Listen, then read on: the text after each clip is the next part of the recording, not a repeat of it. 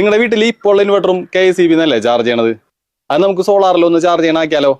ഏറ്റവും സൂപ്പർ ഒരു MPPT ഉണ്ട്.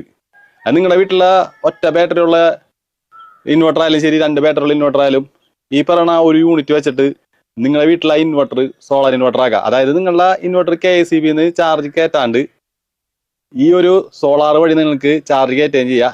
വീട്ടിലുള്ള ഉപകരണങ്ങൾ സോളാർ ലൈവായിട്ട് പ്രവർത്തിപ്പിക്കുകയും ചെയ്യാം. നിങ്ങൾ ആദ്യം ചെയ്യേണ്ടത് ഇതേ രീതിയിലുള്ള ഹാഫ് കട്ട് ബൈഫേഷ്യൽ മോണോപർക്ക് പാനൽ മേടിക്കുക. അതിന്റെ 2 വയറുകൾ നേരെ താഴത്തേക്ക് കൊണ്ടുപോകാം. എന്നിട്ട് ഈ കാണുന്ന MPPT കണക്ട് ചെയ്യുക.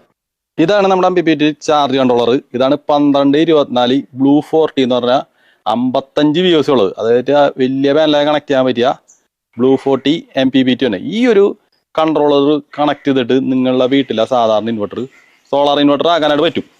അപ്പോൾ ഇതിന്റെ പൂർണ്ണമായിട്ടുള്ളൊരു വീഡിയോ ഇവിടെ ചെയ്തിട്ടുണ്ട്. താഴെ കാണുന്ന പ്ലേ ബട്ടൺ പോലത്തെ ഇതിൽ ഞെക്കിക്കഴിഞ്ഞാൽ നിങ്ങൾക്ക് ഇതിന്റെ കണക്ട് ചെയ്യണതിനേക്കുള്ള ഫുൾ വീഡിയോ നിങ്ങൾക്ക് കാണാനായിട്ട് സാധിക്കും കേട്ടോ. ആവശ്യമുണ്ടെങ്കിൽ കാണുന്ന വാട്സാപ്പ് നമ്പറിൽ കോൺടാക്ട് ചെയ്താൽ മതി.